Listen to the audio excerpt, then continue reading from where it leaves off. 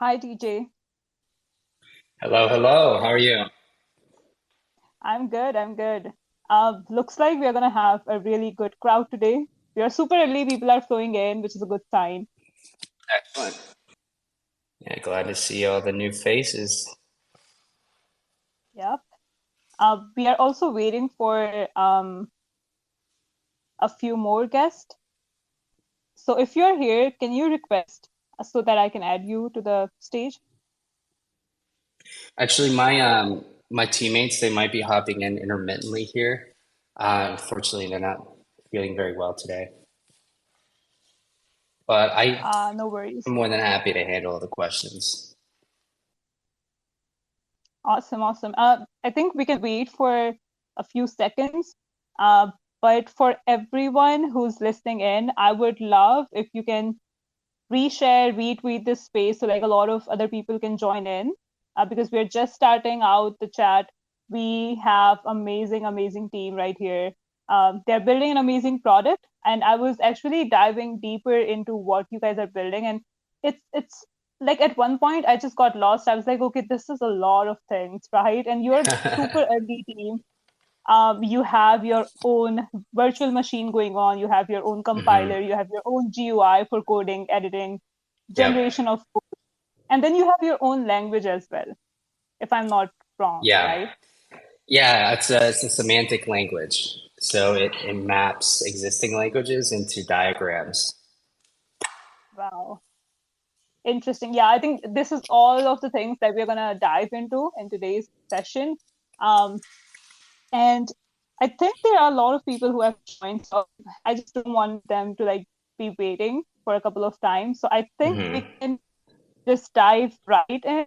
Um, but before we do that, before we go into like, what you're building, what Arc is, I would really love if you can introduce yourself, tell us how your journey has been so far in Web3, and like how did you started building this Yeah. product? Yeah, no, I can definitely go ahead and do that. So I've been in the space for about 4 years now. Prior to Web3, I was actually trading Forex at a small local proprietary firm. And, I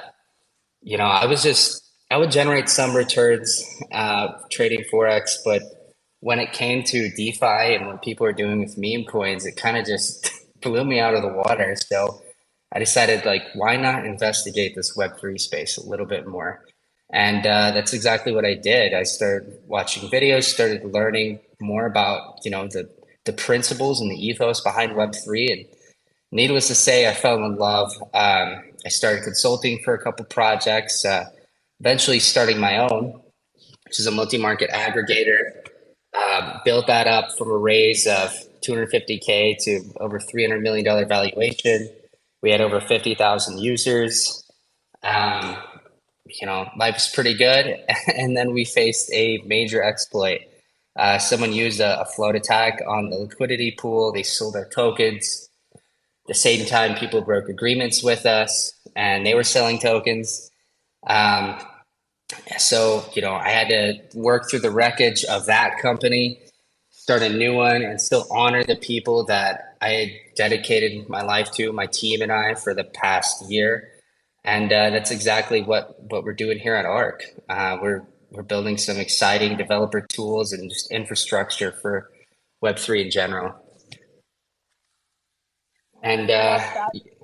yeah, Yeah, I love that. I think with all of the scams, all of the, I think this is the part of the journey. I think everyone goes through that little oh yeah, harsh period, and then you learn a lot of things, and you're like, okay, next time, like any other thing that we are building, or even if we are continuing building the exact same product, we have to like now we know how to deal with the upcoming challenges, right? So that's amazing, and I yeah, know that you're also building a security tool, like auditing tool, right? Do you want to talk about that maybe? yeah. Absolutely, I can. And just to relate to your point, it's just like the classical hero's journey. This space.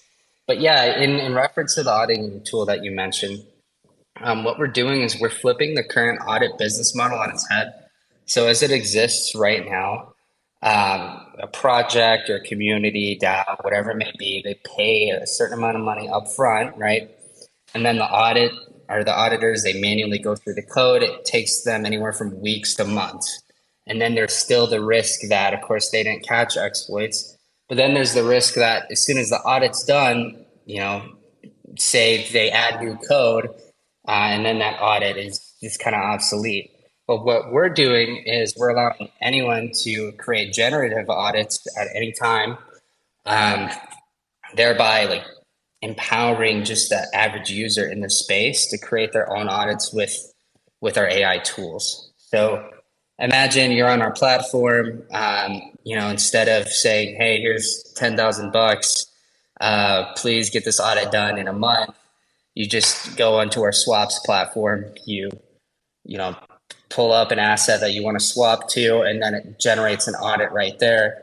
You can click on the audit and it opens up an entire brief with objective scores across utility, community, as well as, most importantly, security.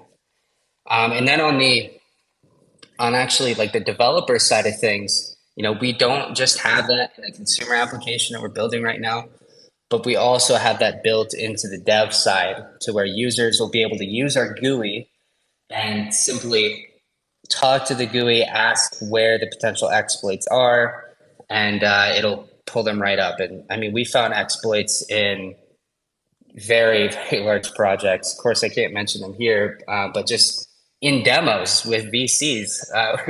They just ask about a project, we'd pull it up, and there would be like 60 files missing from the GitHub when there's supposed to be a full open source project. Or there'll be constant errors in a certain vector alignment to the right, potentially opening up that contract to a DDoS attack. We have a deep breadth of AI tools because of the core that the company sits on, which is the reactor. Awesome. So I have a lot of questions, just a follow-up questions to that, but I'm gonna pull off a little bit. But just for those who might not be familiar, like what ARC is, can you summarize like how do you pitch this project to anyone who's new into this space or like anyone who's curious? Because there's just a lot of tools and a lot of things that you're building. So like just to summarize, if I have to tell someone else like this is a team and they're building something, so what is that something? Absolutely. So to pitch ARC in its entirety, I would say our company, what we're focused on is just democratizing Web3 through elevating the collective understanding of every single user, developer, and auditor in the space. You look at BASIC and DOS and the level of abstraction they had back in the day. The language's name is BASIC. It's very basic. It was hard to create advanced applications with that. And it's similar to what Solidity is now, right? And what a lot of these chains run on now. And what ARC is doing is abstracting away that complexity and making it so anyone can understand what's going on underneath. As we peel back the layers, we actually show graphically exactly how functions interoperate with each other. With our AI integrated, you'll be able to ask plain text questions in just natural language, like, what does this contract do? What are the risks associated with it?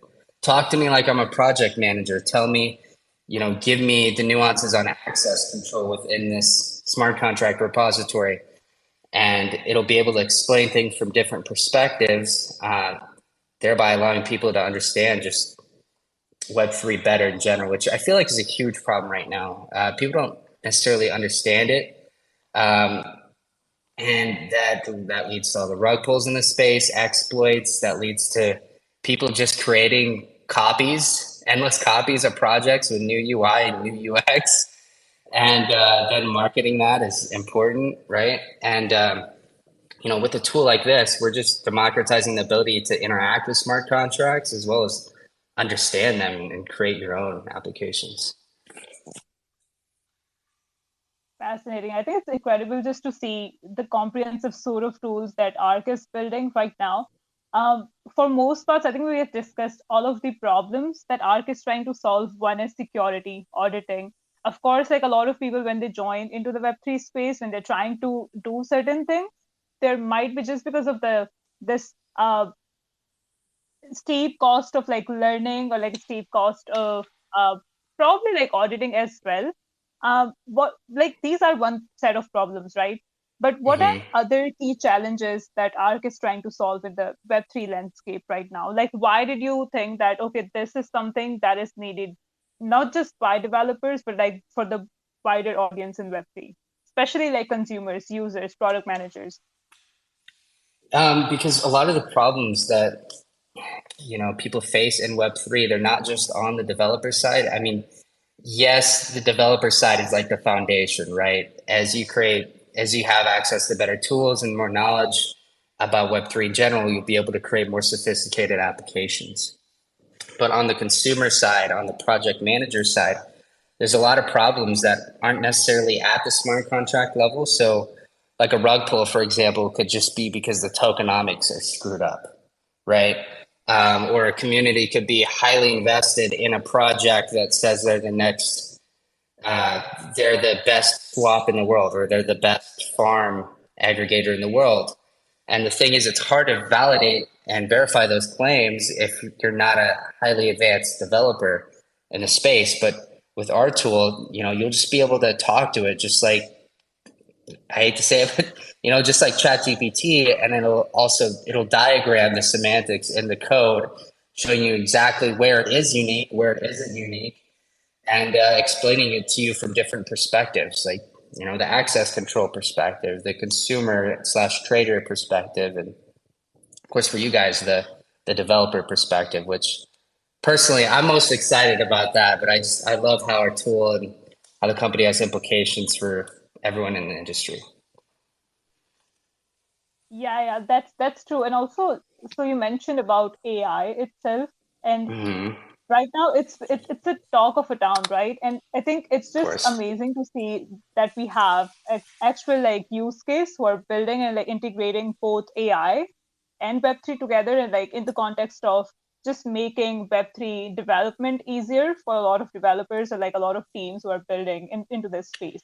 um, I just want to like dive deeper into Arc's exploration, like how do you integrate AI, and like if I am, Hmm. especially in terms of the auditing, right? So security is a crucial element. I cannot trust AI fully.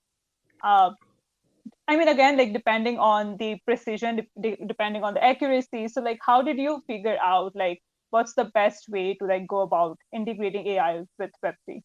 Yeah. So no, and I totally understand what you're saying, right? Lots of times, the popular AI models that exist out there right now, they hallucinate.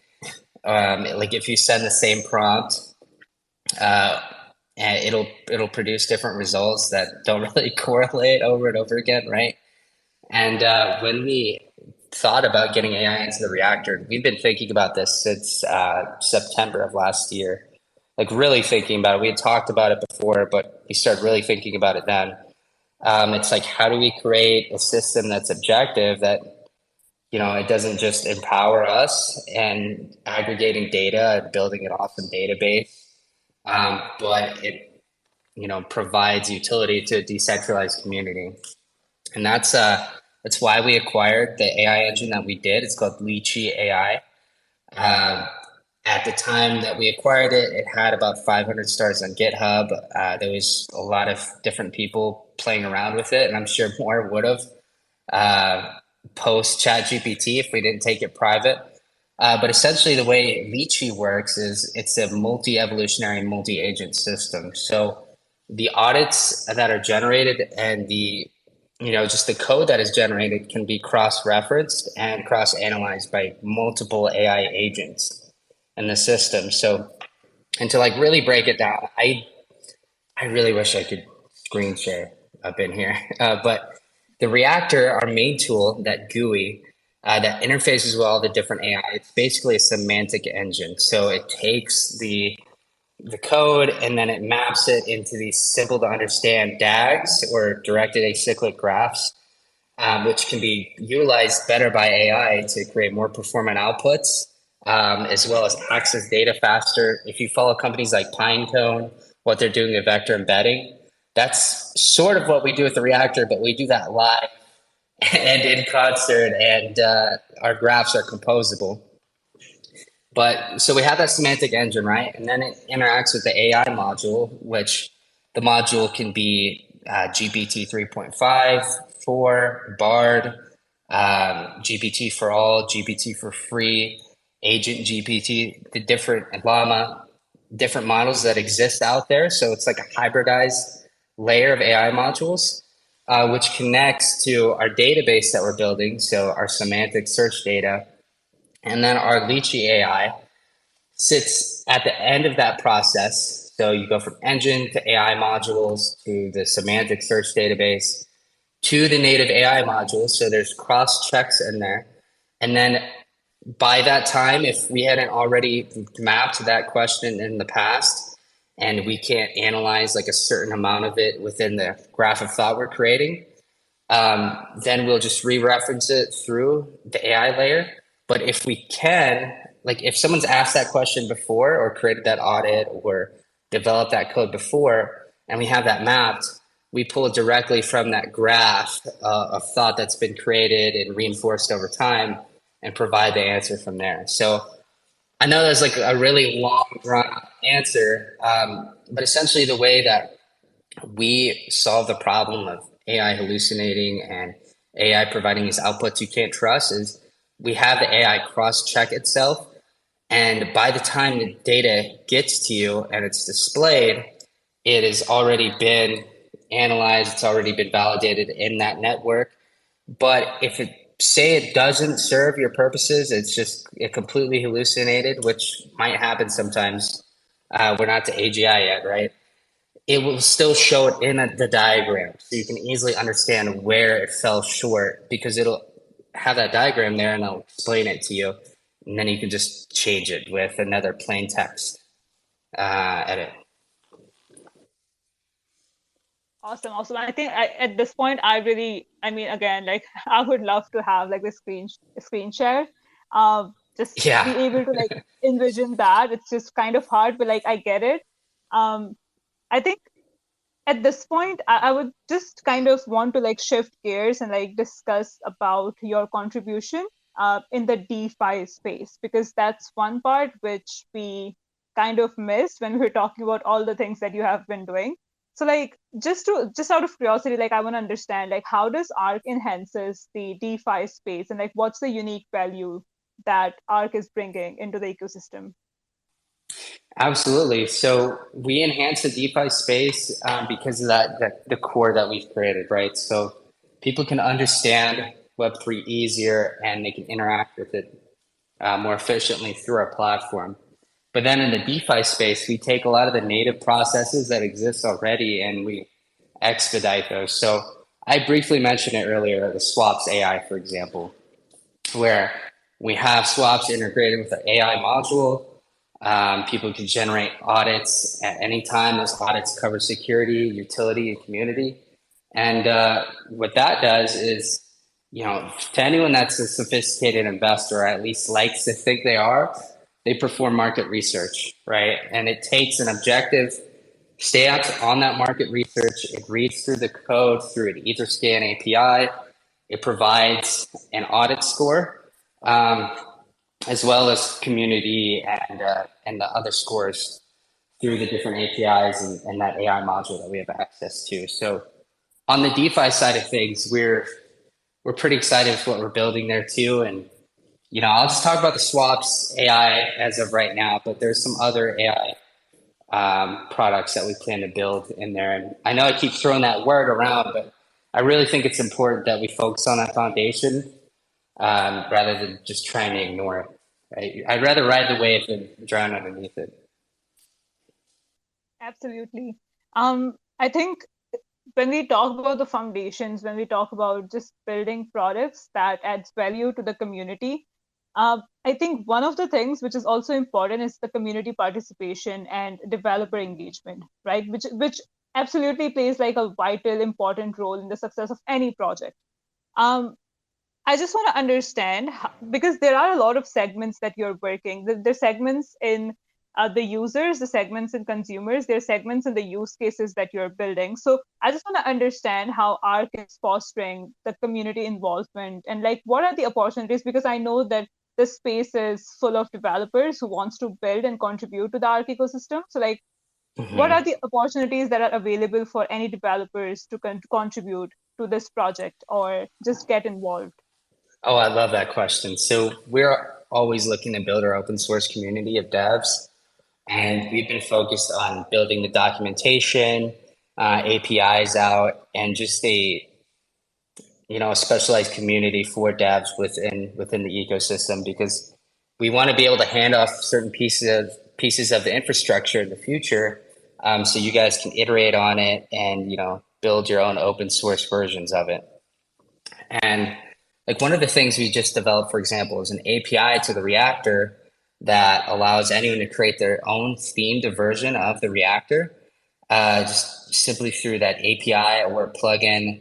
And if you want to get involved, just feel free to join our community, and we can go from there. We can get you in the reactor for testing, for QA, for just building. If you want access to the plugins and the APIs, I'm glad to discuss. Love that.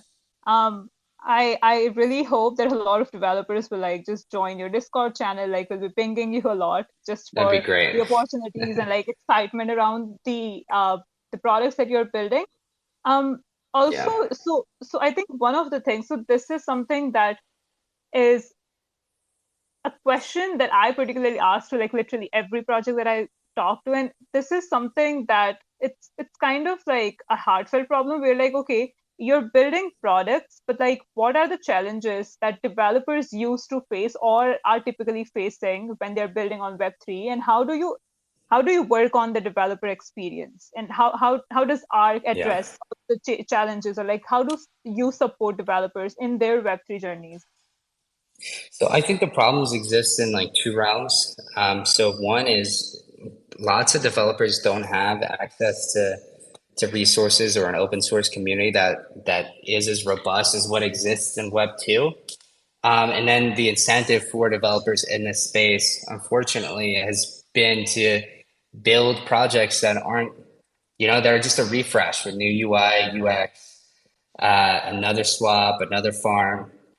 But if we change the tool and if we give people access to something to where they can build, something pretty special and streamline a lot of the processes, um, while also cross-validating what's already created out there, I think it will elevate developers to higher level to where they'll be focused on creating sophisticated dApps. They'll be focused on creating, new groundbreaking innovations in the space. And because unfortunately, it's like if it was a ratio, I would say that the most developers are focused on building, slight iterations to swaps, farms, etc.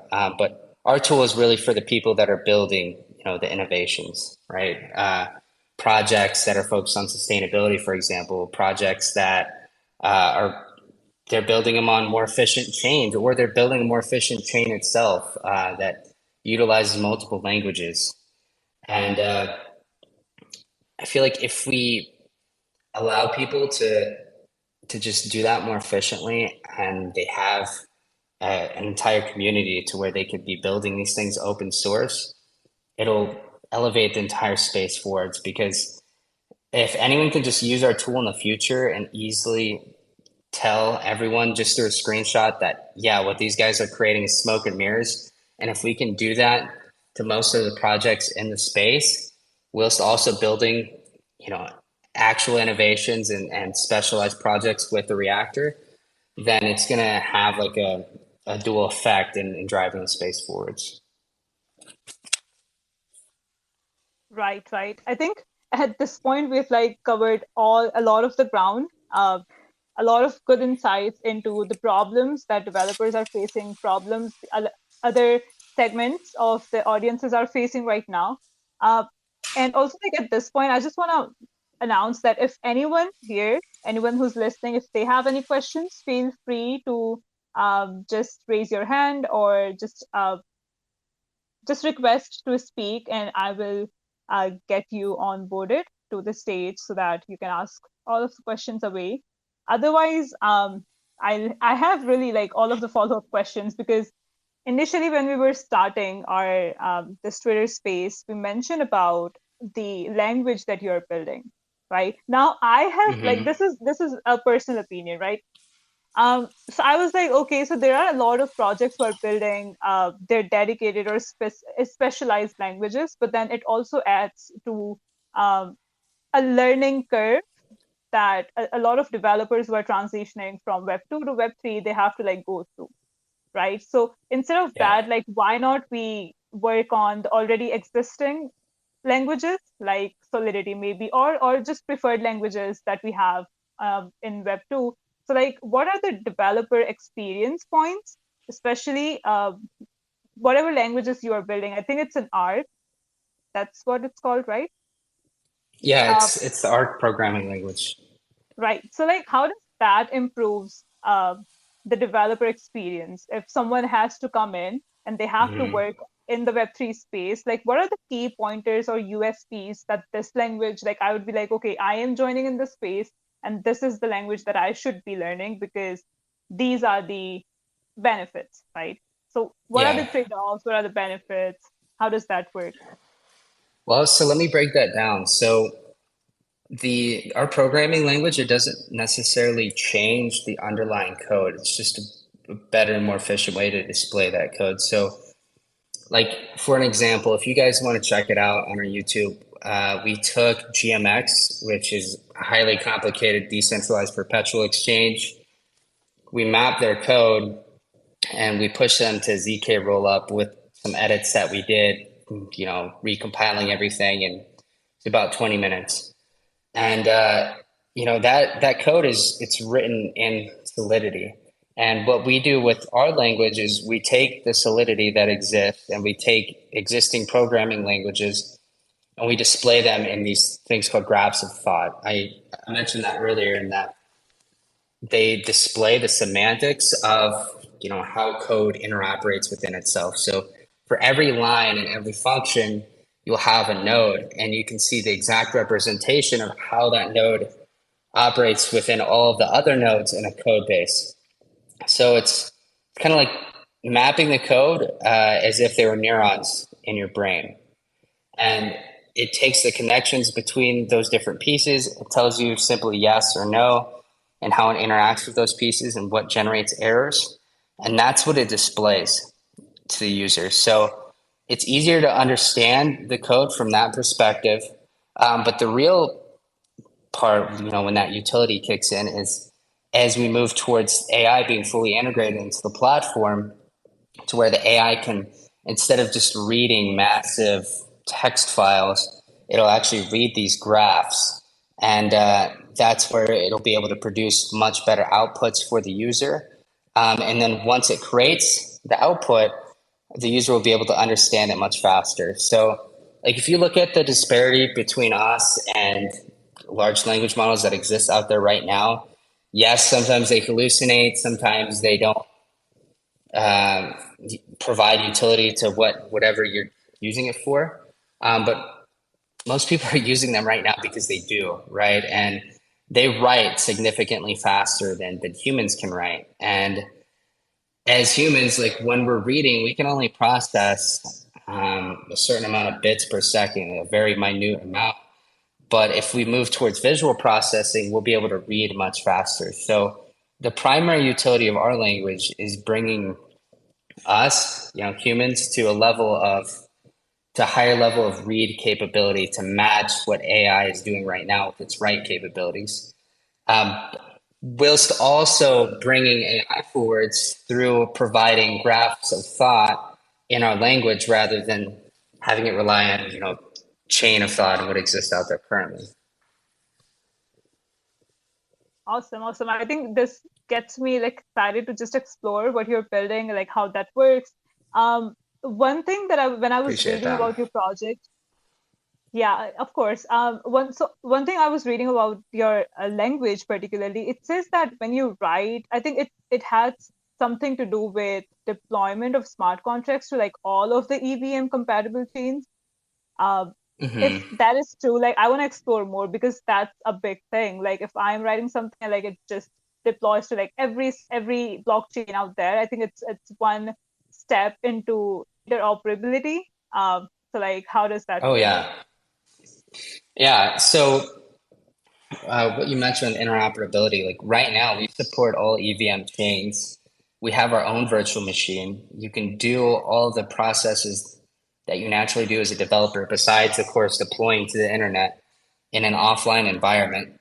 I hosted an AMA last week actually where I disconnected my computer from everything and put on airplane mode so people could see the engine still working offline because we require no backend, which is another thing. Like we really emphasize that ethos of being decentralized. And yeah, I get it. We're not fully decentralized yet, but our infrastructure is because it doesn't require backend.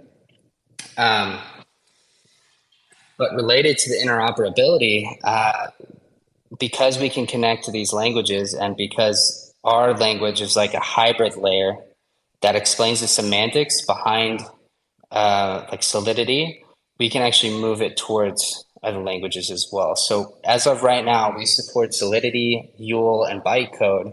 But in the future, we plan on supporting Rust, Golang, Python, especially Python, and other languages. So like, let's say people from Web 2, they want to take their infrastructure and migrate it into Web 3 faster. They'll be able to do that with our product because it could translate over. But that also increases interoperability between everything that exists right now. Like I think it was way back in November now when we took GMX and we forked them over, edited some of the code. It was from I believe Arbitrum to Phantom. Took us 40 minutes. Then we upgraded our compiler more so it can auto compile fully without a backend, not incurring any cost on our end. And then we actually took GMX, we pushed more edits than we did last time and actually pushed it to a ZK rollup EVM on Polygon ZK testnet in 20 minutes with the platform. And this process will be even faster in the future because as people can create faster and more efficiently with the AI, you'll also be able to ask it to deploy to other chains and it'll prompt, your MetaMask wallet to get ready to deploy. You hit deploy, it can push. And as we integrate more languages, it's going to be easier to translate to new chains. Like I know people in Bitcoin right now, they're trying to move infrastructure like Aave and Balancer and certain smart contracts to the Ordinals ecosystem. It's just very difficult. And we're exploring with a group that's working in Bitcoin right now to figure out how we can do that by integrating, C++ into the reactor. And, once we integrate a language into the base layer of our system, it becomes hybridized. So it can be multiplied by that layer of AI modules that we're creating. It can be multiplied by that graph of thought that we're creating. As users generate responses, as we generate graphs, and as people just continue to query the reactor, it'll be like an evolving model, if you will. I don't want to say it's an evolving LLM, but sort of be like an evolving directed vector model, if you will. Love that. Love that. I think that's absolutely what we want. More language support so that we don't have to like go through all of the docs and like reiterate on the things. But yeah, like I Mm-hmm. think super excited about what's coming up for Arc, for this ecosystem, for what you're building, especially with AI, with low code tools, GUI, virtual machines, and all of the other things that you're building. I think this ends like rounds up like just me asking you another questions. Did I miss Mm-hmm. any more tools that you're building? Um, Not necessarily. We have all these tools. They're kind of disparate right now, and if people want to get into our ecosystem and build separate applications through the API and the plugin, they can. But as we've, fully get towards integrating our AI, we're going to have all these tools essentially available from one space, and it'll be fully composable. So you won't have to navigate between all the different tools in that page. You'll just be able to compose the entire suite from a chat box. Um, yeah, I think you covered it all. no backend compiler, our virtual machine, our interoperability, the programming language itself. So Awesome, awesome. Also, for anyone who's listening in, if you have any burning questions, if you have any thoughts to share, don't be shy. I think this is your chance to just join the conversation, ask your questions. And if someone is not comfortable asking, you can also type your questions in the chat. We have this thread going on. So you can just type that DM. Developer DAO will be checking all of these questions. Or if you want to connect with Arc's team, you can drop by their Discord. You can follow TJ. You can follow their team on Twitter account, and I know for sure that they'll be available to like answer all of your questions yeah. and whatever queries that you have. But again, if you want to join in the conversations, please request or raise your hand so that I can bring you up on the stage.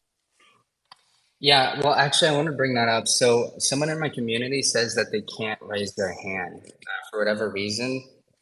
It's not allowing them to raise their hand. Okay, yeah, all right. So can they request to speak? Hey, can you, someone request to speak?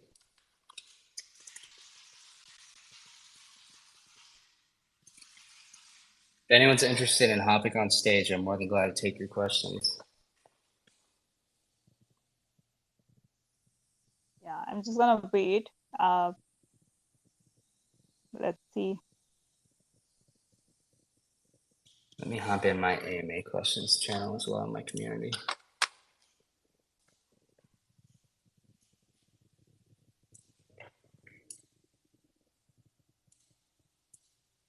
Apparently, people are still having issues raising their hand.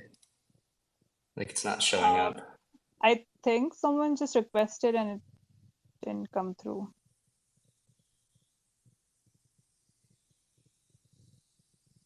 Yep, I Well, think guys, if sometimes it's Twitter Space just starts behaving. At least it didn't drug us, so like that's a cool thing. Um, if you guys can't raise your hands, feel free to like just leave a comment as well yep. in this thread. Oh, I got one question from someone. So they're asking, are there any upcoming partnerships or collaboration that ARC is excited about? Oh, absolutely. So there's an L1 that we're working with right now, fully integrating their chain to just be like it's already accessible, but to make it more accessible within our ecosystem. And we're planning to actually create a native version of the reactor right on their dev portal. So that will give devs all kinds of access to our platform. It whenever someone visits their site, they want to develop, they will potentially be able to develop using the reactor just from there. So that's an exciting partnership. And then there's other ones that we're working on in particularly the Bitcoin space. So there's I mentioned that group earlier. They're connected with well over 50 of the biggest startups that are working in that space right now because Ordinal's really started a movement in the Bitcoin space. So we're working with them, discussing what type of infrastructure we could create. Um, and then, yeah, I mean, just individual partnerships with some smaller companies and some L1s are in our pipeline right now. Well, actually, there's so much in our BD process. There is a VC that we've been talking to recently who wants to use the reactor to investigate and potentially do deal flow with.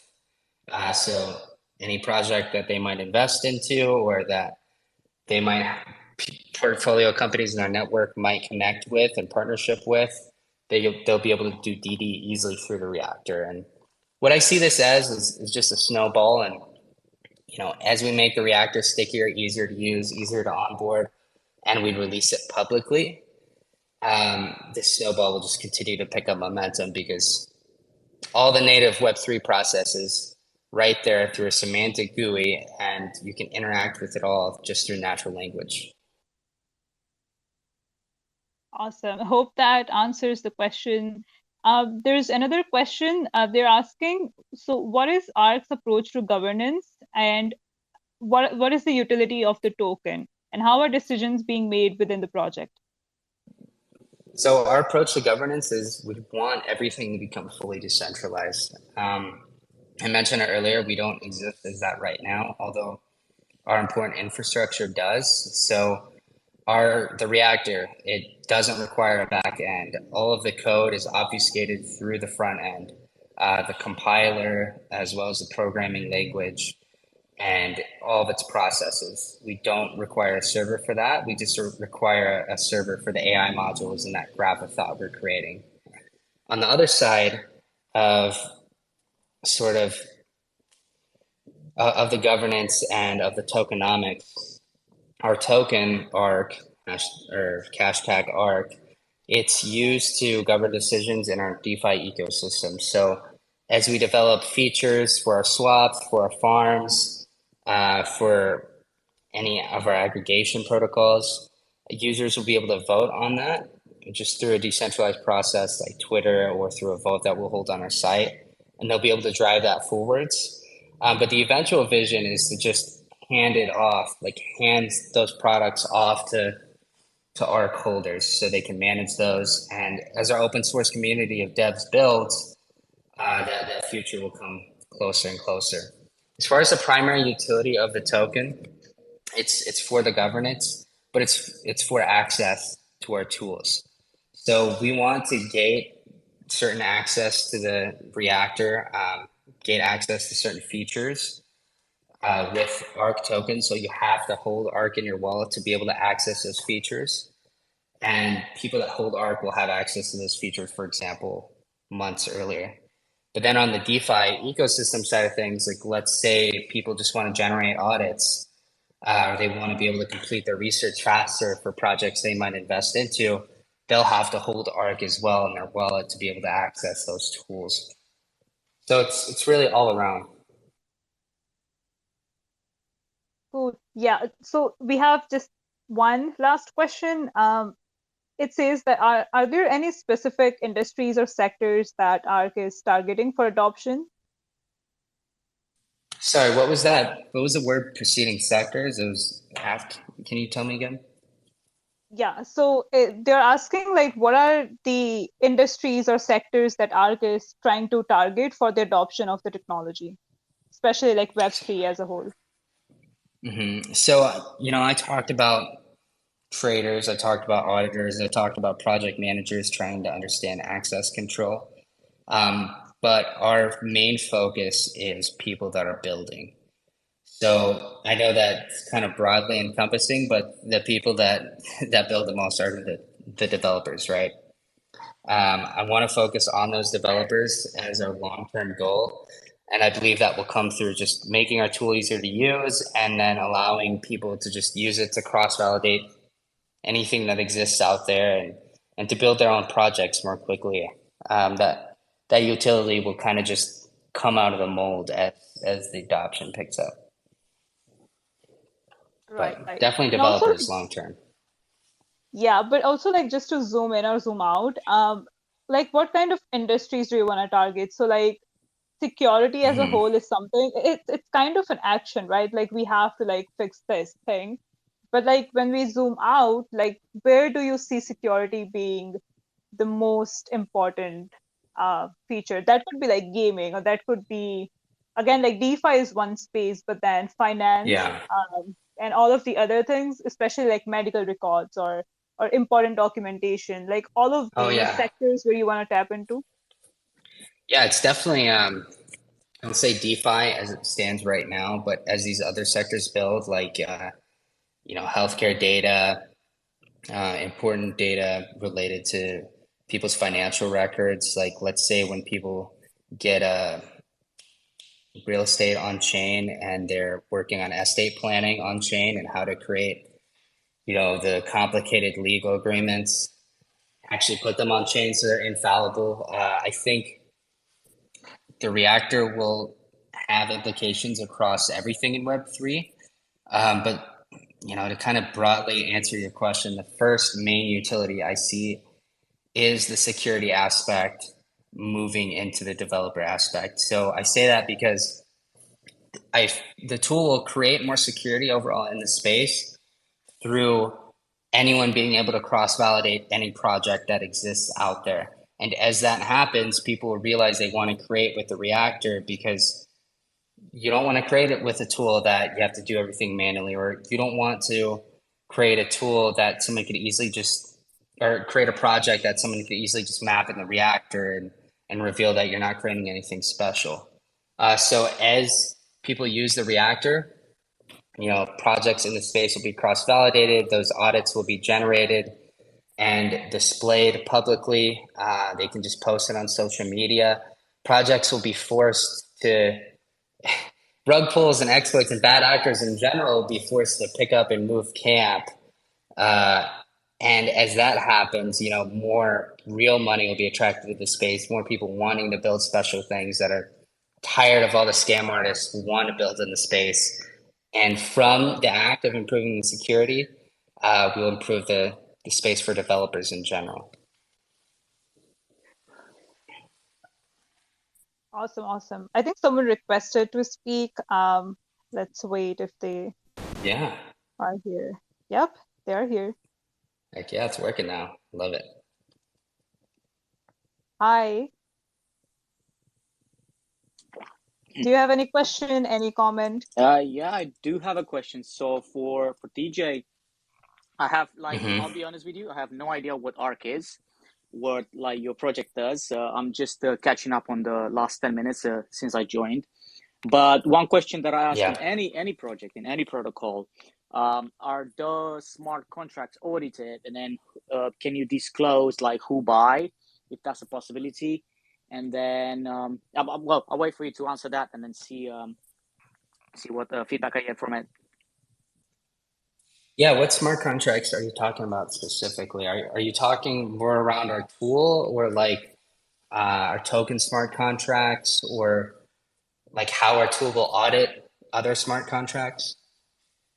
Yeah, the tool itself, because there's not the smart contract for the token, because that one it should be pretty self-explanatory, basically. Yeah. No, so the way it audits is it's through an objective AI system. And I won't get into as in depth as I did earlier with this, but essentially it's a multi-evolutionary, multi-agent system, which means that there'll be different AI agents. So pretend like ChatGPT is one agent, pretend like Bard is one agent. And as a smart contract is audited, it'll be passed through one agent, and then it'll be handed to another for cross verification, right? And when that audit is performed, then it'll be handed to the user, and the user can decide what they want to do with it from there. If they want to ask more poignant questions or concise questions around specific things they find in the audit, they can, which can be generated into a brief by our tool. So the idea is we're not going to allow people to just be gate kept by these big centralized companies that charge thousands of dollars to audit. They take forever to do it, and as soon as the audit is done, another line of code could be added, and potentially the contract be exploited. The idea with our tool on the security side of things is to just allow anyone from anywhere to be able to generate audits at any time, and these audits will provide objective data points related to the project that they can show. And then let's say the company wants to argue, or let's say someone finds a rug pull or an exploit and the people want to argue about it, the project, that audit will also be able to show the graph of exactly where the potential error is showing, if users want to include that in the brief that they release.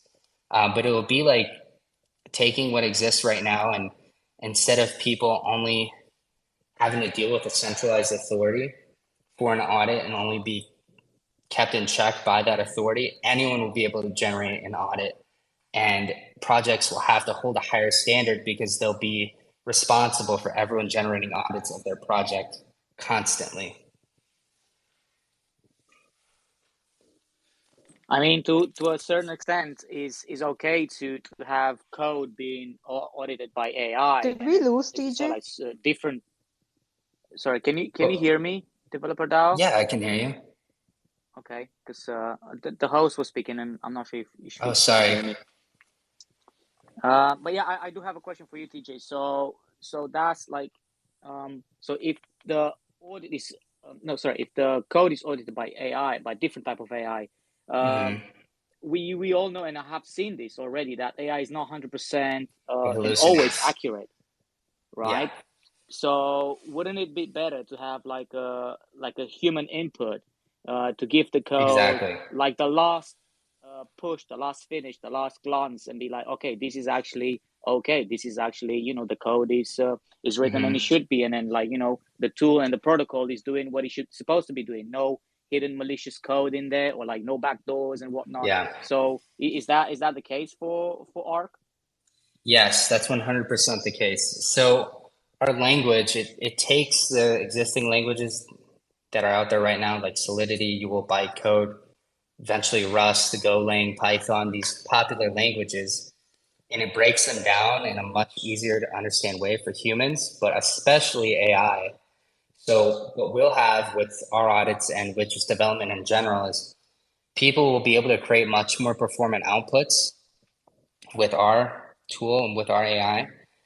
And when, like, let's say you are generating an audit, let's say it just hallucinates, like it doesn't pick up on a obvious rug pull that you know exists, or it construes the data in an incorrect way, the user can just interact with the audit. They can interact with whatever they're developing on through plain text. So in the tool, as it generates diagrams of the logic within the audit, you'll also be able to ask questions along the way.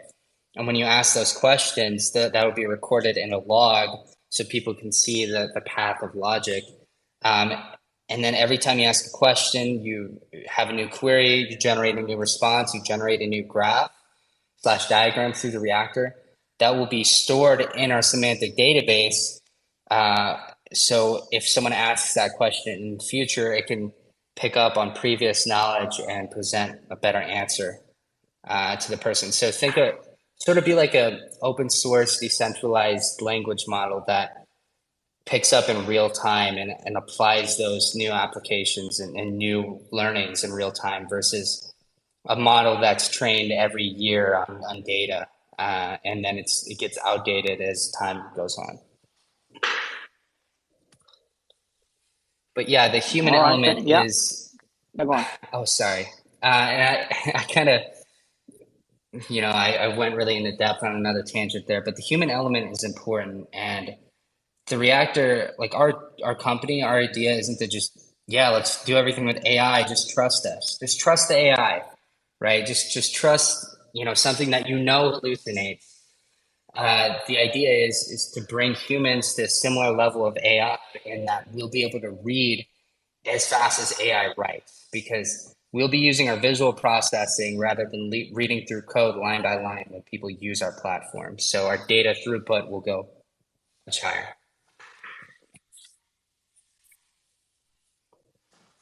But thank Yeah, you. perfect. Yeah. Thank you for that. That was a great answer. Cheers. Cheers. Awesome. Thanks for asking questions. But yeah, that's wrap us our entire Twitter space. Thanks for everyone joining in. Also, like, make sure to check out the documentation, all of the resources that's available for ARC. Join their Discord channel, join their community Yeah, to stay connected, engaged.